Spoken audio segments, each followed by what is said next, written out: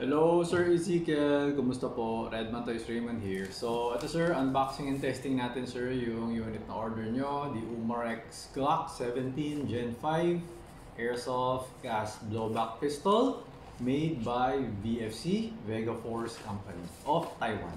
Okay, so as usual, teka lang, medyo mahirap buksan. Okay, and sir, so we have here the unit with the magazine. Okay. We have the Allen wrench and the manuals. Okay. So, balik muna natin. So, dito tayo sa unit. Ayan. So, removing the magazine.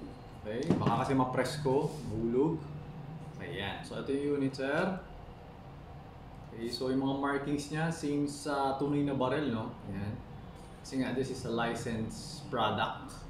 So, nakasulat nga dito eh, officially licensed product of Glock. Okay. So, kumbaga parang Glock siya. Parang Glock product siya. Na parang airsoft version ng Glock. Parang ganun. So, yun. Hindi siya katulad ng iba na pag yung mga made in China kasi wala silang license. So pagka hindi ka license, hindi siya, kumbaga hindi, wala, parang hindi kumikita si Glock dun. Parang pirated siya. Parang ganun pag yung mga China. Ito, may kita si Glock dito. Parang ganun. Okay? So yun. So, umpisahan natin dun sa nire-request mo sa akin. Natatabasin. Okay. So actually sabi ko nga, diba hindi ko na tinatabas. Nakasay ko lang. So, ang ginagawa ko is bago mo siya, basically bago mo kakalasin kasi yung slide, dati kasi nagpuputol ako kasi yun yung mga nasa YouTube. Pero eventually nung bandang huli, hindi ko alam kung bagong version or what. Basta, kaya ko na siyang tanggalin. Parang mas mabilis siya tanggalin. So, hindi ko alam kung newer version or what. I don't know. Hindi ko masyado. Or baka mali lang ako dati. Okay, kasi syempre dati, medyo newbie pa tayo. Parang akala ko, ganito or something. Okay? So, yun. No. Alasin natin. So, bilis na. Wala akong putol. Ano yan? Wala akong putol out of the box. Ganyan siya. Okay? So, yan. So, ito yung magazine. Lagyan na natin ng balat na matesting na natin. Lagyan muna natin ng konti. Or lagyan ko na ng konti pala. Hindi naman kailangan madami. Kasi testing eh. Just follow shots lang. 1, 2, 3, 4, 5, 6, 7, 8. Huh? 1, 2, 3, 4, 5, 6, 7, 8, 9. 9 pala. Okay, 9. Okay. So, lagyan natin ng gas. Sa tunay na baril, 17 lang ang Glock 17, no? Yung bala niya. Pag ito kasi pinuno mo to, kaya to kahit 20 plus yata. Pero avoid doing that. Katulad ng parati ko sinasabi, kung pwede 15 lang, pwede 17, hanggang max 17 lang maximum if ever. So, if ever na newbie kayo pagdating sa airsoft, you can start off with konti lang. Start nyo siguro mga isa lang, start kayo sa tatlo, ganyan, parang 1, 3, 5, hanggang sa naging familiar na kayo, ganito pala to. Okay. Saka nyo na gawing 17 or 15, something like that. Okay? So, meron din tayong video kung gaano katagal naglalagay ng gas, pero basically, parang 2 seconds lang, 1.5 seconds, kaya na niyang ubusin yung isang load. So, every time na naglalagay kayo ng gas, maglalagay kayo ng, mali yung sinabi ko. Every time maglalagay kayo ng bala, maglalagay kayo ng gas. Ganun, sabay mo lang siya para siguradong merong gas para dun sa bala.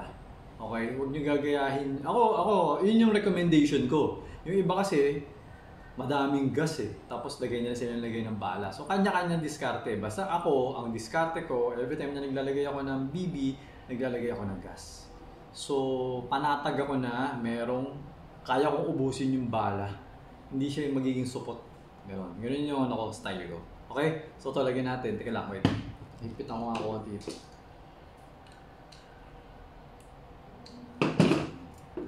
Okay. Ganun lang. Konti lang. Actually, medyo madami pa nga yung pinasok ko eh. So, kahit dagdagan ko to ng ilang bala, kaya pa rin maubos eh. Okay? So ngayon, buksan natin yung ating chronograph, no? Ayan. Bukas na ano. Okay. Ayan. So always remember to keep your trigger finger out. Make sure that the muzzle is always pointed at the safe direction. Always be mindful where the muzzle is pointed. Okay? Yan. So, pasok natin. So, hindi mo kailangang dahan-dahan. Hindi kailangan. Okay? Pero basta kasi, minsan kasi pag dinahan-dahan mo, baka kasi hindi siya mag-click. Ito, so maganda yung click na to eh. Meron kasi minsan pag yung ma-double yata, minsan pag pinapasok mo, pag dinahan-dahan mo, hindi solid yung click eh. Ito solid eh. So, yun. Basta sakto lang. Yan, pwede mo check dito, kapain mo, okay, pantay. So, para hindi siya mahuhulog kasi baka masira yung pag nahulog ng, alam mo yun, hindi natin alam eh. No? So, yun. Kakasalan natin. So, hawakan mo mabuti dito. So, ito meron siya sticker. Bali, parang naka-indicate kasi dito yung, kasi sa Taiwan, parang bawal kasi yung malalakas na baril. So, ito parang ano siya, sinasabi dito na itong unit na to, ang power niya, ganito lang. Parang ganun. So, may pit kasi dun. Kaya, pagka gagamitin mo siya, pwede mo siya tanggalin. Pagka, yun. Tapos, yun, hawakan mo lang dito, may pit, then, ikasa mo, bigla. Okay? So, medyo iba kasi yung Umarex compared sa ibang unit. Meron kasi mga katulad ng Wii. Yung Wii kasi mas malambot siya ikasa. Tapos mas malambot din yung trigger niya. Ito kasi medyo, pag kinakasa mo parang may sumasabit. Parang mas matigas kasi mataas kasi yung trigger guard niya. Ganun siya. So, yun yung design niya. So, tapos yung trigger din nito, yung trigger pull, mas malalim. Compared sa Wii, mababaw, konti lang. Kaya ito, parang mas matagal maupod yung hammer niya. Yung Wii, mas mabilis mapudpud. Parang, hindi pa yata ako wala pa yata na akong na-encounter na hammer nito na napudpud eh. Yung ibang parts nasisira, pero yung hammer buo. Tapos yung nozzle housing, yung housing kasi pinapalo yun yung hammer eh. Hindi pa rin nasisira. Sa Wii, yun. May mga na-encounter na ako na gano'n, nasisira yung housing, ito nasisira yung hammer na pupudpud. Ganun siya. So iba-ibang brand, iba-iba yung specs. Okay? So, nakalimutan ko na. Kinasa ko na ba ito? Okay. Ang dami ko sinasabi, nakalimutan ko tuloy. Okay, game. Firing na tayo. May bala na to, so game firing. Lakas ah. 365.7. Solid na solid talaga pag Umarex. Mas malakas ang blowback ng Umarex compared sa ibang brand. 369.6. 345.6. 340.9. 336.3. Okay? So, okay. So for the last shot, for the ninth shot ba to? 330.4. Okay, so ayan, nag-open chamber na siya. Same sa tunay na barrel, na pagka wala ng bala ay nag-open chamber. Okay? So ayan. So kung gusto mo siya balik, remember, nire-recommend ko na i-pull lang yung slide imbis na i-push down. Okay? So magpa-function siya, mag-work. It will work if you push it down. Same sa kung nakita mo sa movies, no? It will work. Pero since ito kasi is a zinc alloy material, it's metal, zinc alloy, mas malambot siya compared dito. Ito kasi this is made of steel. So kapag binababa mo ng ganun, makakayod yung zinc alloy, darating yung time mapupudpud siya, darating yung time hindi na siya maglalak.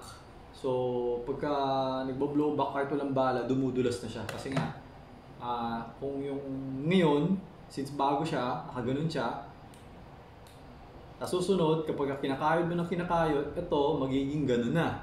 Kaya pagka wala ng bala, pag gumanon, dudulas na. So, hindi na siya mag-open chamber. Diba? Kasi ito kasi yung slide catch, pinupush eh. Pinupush, ito yung slide, ito yung kanal, para nakaganon yung kanal. So, pag wala ng bala, aangat to, maglalak. Kapag yan, parati mo pinupush down, kakayurin niya to the point na magsislant na to. Kaya next time, pag umatras, sa taas to, dudulas, bababa. Papasok na to tuloy-tuloy, hindi na siya mag-open chamber. Okay? Kaya ako parati ko sinasabi, you just pull it back. Okay? Tapos maybe in the future, kapag bumili ka na ng tunay na barrel, tunay na glock, kasi sanay ka na dito, familiar ka na, tsaka mo na gawin yung push down kung gusto mo. Kasi pwede mo na gawin yung kasi steel sa steel na yun. Pareho na steel yun, hindi na makasisira yan. Okay? So ayan. Hammer down. Okay, always remember to hammer down kasi nga pagka hindi mo siya hinammer down, puputok ka. Okay, so ayan. Pasok natin, puputok.